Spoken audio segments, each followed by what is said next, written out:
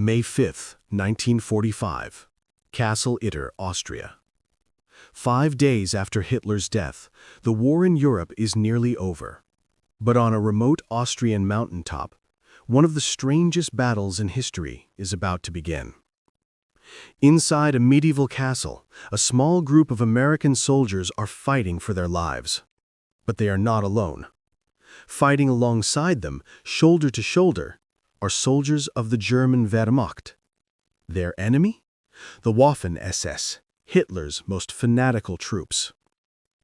This is the unbelievable true story of the Battle of Castle Itter, the only battle in World War II where American and German soldiers fought together as allies. What could possibly unite sworn enemies in the final days of the war? The answer is inside this castle, and it will shock you. Welcome to WW2 War Files. Today, we uncover a story so bizarre, it sounds like a Hollywood movie, but this really happened. Our story begins not with soldiers, but with prisoners. Castle Itter, a small but picturesque castle in the Austrian Alps, was no ordinary prison. It was a VIP prison for high-profile French figures captured by the Nazis. Among its prisoners were 2 former prime ministers of France, Édouard Daladier and Paul Reynaud. There was a former commander-in-chief of the armed forces, General Maurice Gamel. There were tennis stars, political leaders, and their families. They lived in relative comfort, but they were still prisoners of the SS, under the constant threat of execution. As the Third Reich crumbled in April 1945, their situation became desperate. The regular prison guards fled, but a fanatical unit of the 17th SS Panzer Grenadier Division was ordered to the castle, likely to execute all the prisoners. In a desperate plea for help, one of the prisoners, a Yugoslav handyman named Zvonimir Chuchkovic, escaped the castle. He carried a letter to the nearest American forces begging for rescue. He found them. Captain John C. Jack Lee, Jr., a decorated American officer, received the message. He had only a small force of Sherman tanks from the 23rd Tank Battalion. He knew a rescue mission was incredibly risky, with SS units still roaming the countryside. Imagine you are Captain Lee. You have a handful of men and tanks. The war is almost over.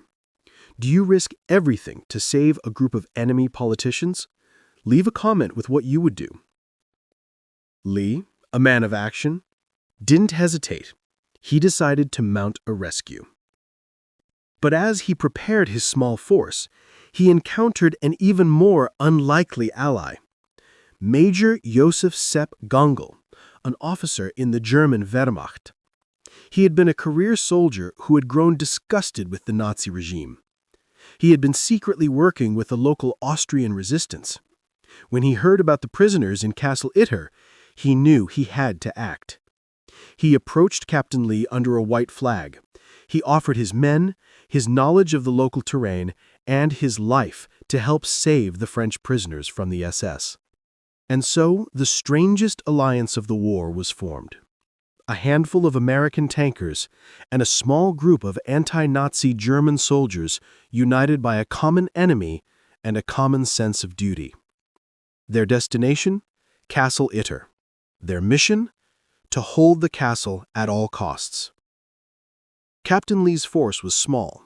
Himself, 14 American soldiers, Major Gongl, and 10 of his German artillerymen. They had 1 Sherman tank named Besotten Jenny. As they arrived at the castle, the French prisoners were initially terrified to see German soldiers, but when they saw the Americans, they realized this was their only hope. The defenders of Castle Itter were now a bizarre mix: American GIs, German Wehrmacht soldiers, and even some of the French prisoners themselves who were eager to fight. The former Prime Minister Paul Reynaud's mistress, a skilled markswoman, picked up a rifle. They had to prepare for the inevitable SS attack. They positioned the Sherman tank at the main entrance. They placed machine guns at key windows. The German soldiers, with their intimate knowledge of German weapons and tactics, were invaluable, setting up defensive positions and instructing the Americans. Inside the castle walls, enemies became brothers in arms. They shared ammunition, food, and stories. An American soldier and a German soldier who just days before would have been trying to kill each other now stood side by side, ready to die for the same cause.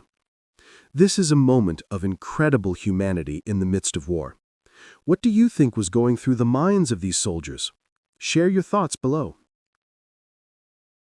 On the morning of May 5th, the attack began. For hours, the small, combined force held off the relentless SS attack.